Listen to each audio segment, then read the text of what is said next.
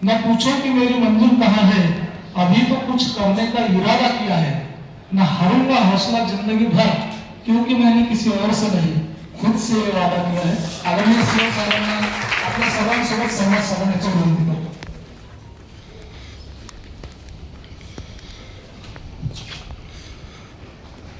आजच्या झेप या उपक्रमासाठी उपस्थित असलेले शिक्षण अधिकारी श्री विकासजी पाटील साहेब, डाएटचे प्राचार्य श्री भटकर सर, त्याचप्रमाणे उच्च माध्यमिकचे आकाश सर, ठकबडन, देवकरजी, व्यासपीठावर सर्वच मान्यवर आणि विशेष करून आज एवढा संयम घेऊन गेली 7 ते 8 तास बरोबर ना आपण या ठिकाणी अगदी खेळून राहिला असे म्हणजे सर्व सिलेक्टेड शिक्षक शिक्षिका बंधू भगिनींनो आणि सर्व आपल्या ऑफिसचा स्टाफ, सर्वप्रथम मी आपल्याला सर्वांना धन्यवाद देतो की आपण अगदी कमी वेळेमध्ये हा उपक्रम आपण जाहीर केला आणि काही मोठ्या लोकांना, नाविन्यपूर्ण काम करणाऱ्या लोकांना आम्ही पाचारण केलं आणि आपण देखील या ठिकाणी उपस्थित राहून पूर्ण दिवसभर नाविन्यपूर्ण प्रयोगाचं आपण श्रवण केलं, त्याबद्दल मी सर्वांना धन्यवाद देतो. विशेष म्हणजे हा झेड जो शब्द आहे, Z means educational pioneer, ZEP, Z. हे जे नाव आहे हे आमचे आशिषजी आतुरजी देशपांडे यांनी सुचवलेलं ते नाव आहे.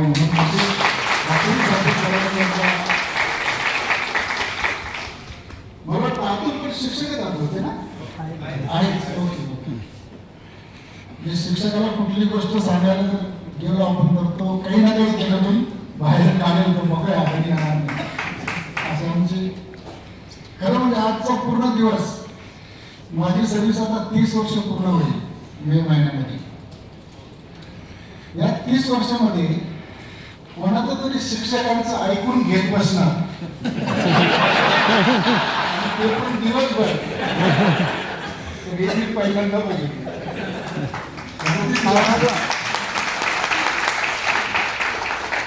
आणि शिक्षकांच्या बाबतीत सुद्धा आपण कोणाला तरी शिकवतोय, कोणाला तरी ऐकून घेण्याचं आम्हाला काय बनणार.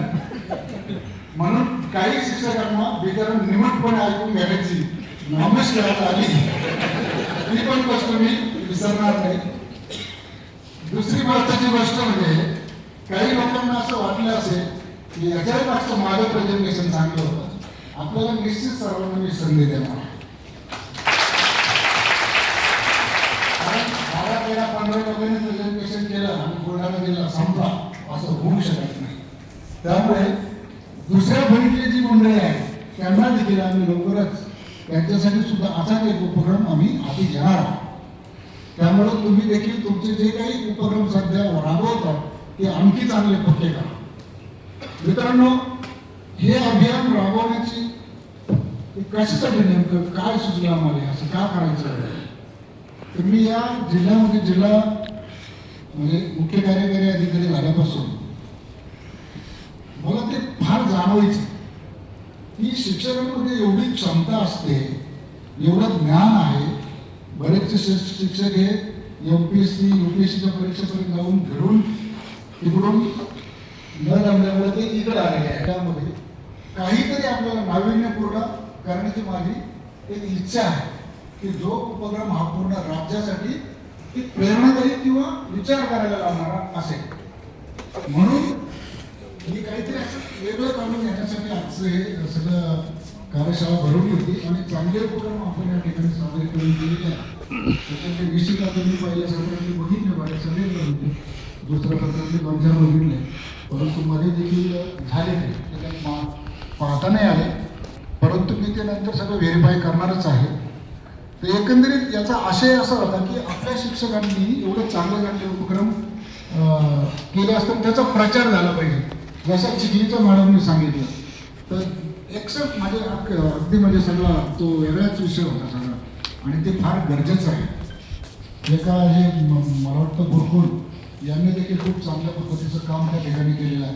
आणि एकेकाचं मी इंडिव्हिज्युअल सांगणार नाही, परंतु मी जे ऐकले फक्त तेवढ्यापुरतं मी बोलेल. परंतु प्रत्येक प्रेझेंटेशन हे खरोखर नाविन्यपूर्ण होतं हे मात्र मी या ठिकाणी आवर्जून कबूल करतो.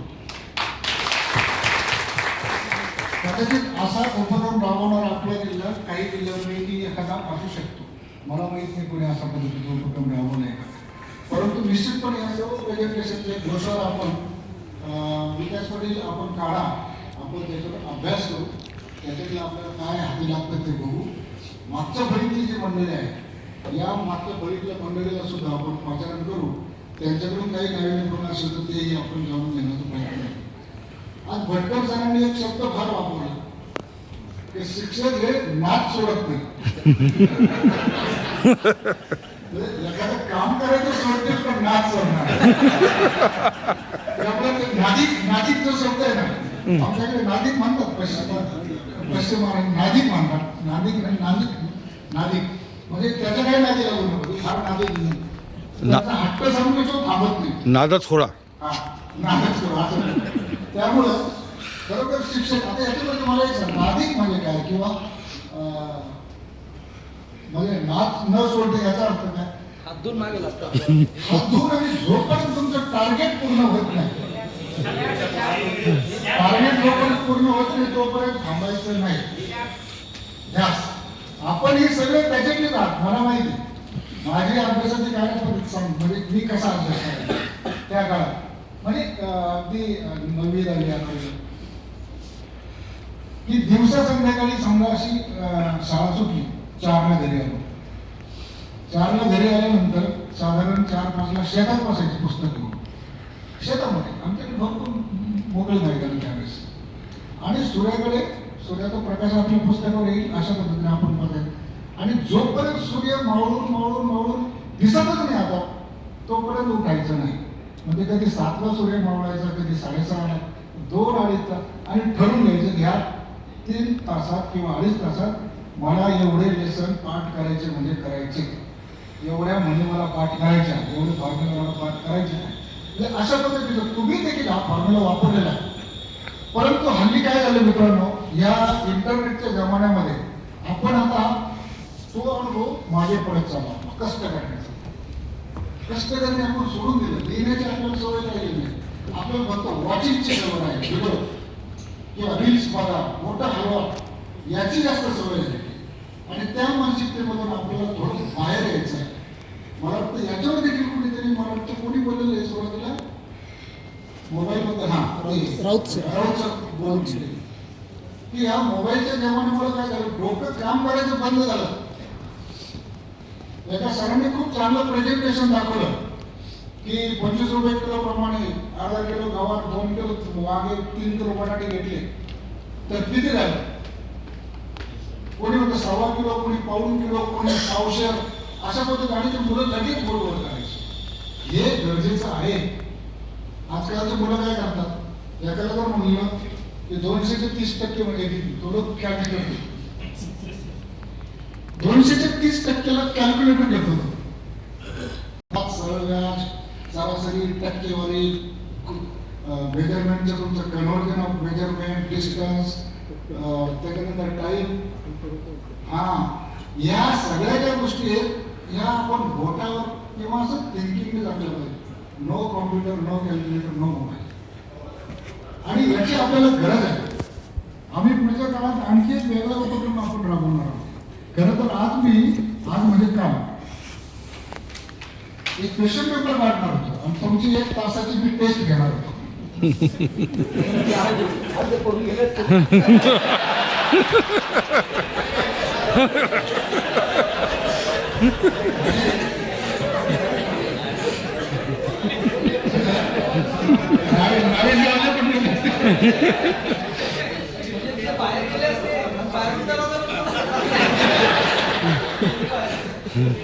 तर सांगायचं तात्पर्य पेपर सोपच राहिला असतो, तो काही विषय नाही.